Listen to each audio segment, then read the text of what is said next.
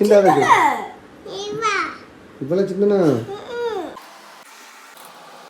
பாருங்க தண்ணி தனியா வழுக்கு தனியா பிரிச்சு எடுத்தாச்சு. இது அப்படியே இருக்கட்டும். தேங்காய் பால் எடுத்து வச்சுக்கலாம்.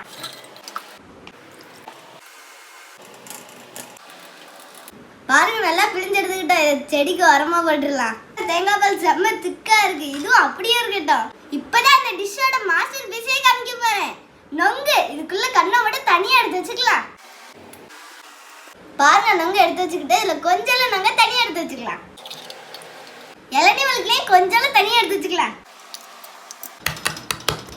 நல்லா கொத்தி எடுத்துக்கோங்க. குட்டி குட்டியா ஜெல்லி மாதிரி இருக்கணும். ஒரு மிக்ஸி ஜார்ல இளநீ வழுக்கு, நொங்கு, தேங்காய் பால், இனிப்புக்கு சுத்தமான பனங்கற்கண்டு. வாசனை சூப்பரா இருக்கு. பனங்கற்கண்டு நல்லா கரையிற அளவுக்கு நல்லா அடிச்சு எடுத்துக்கலாம். சூப்பரா கூழ் மாதிரி கெட்டியா இருக்கு பாருங்க. கற்கண்டு நல்லா கரைஞ்சிருச்சு. இப்ப இளநீ தண்ணி சேர்த்து நல்லா அரைச்சு எடுத்துக்கலாம்.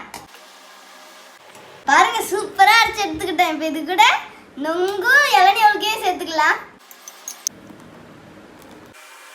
நான் முதல்ல சொன்ன மாதிரி தான் இதுல ஏதாவது கெடுதல் இருக்குன்னு நீங்க நினைக்கிறீங்க.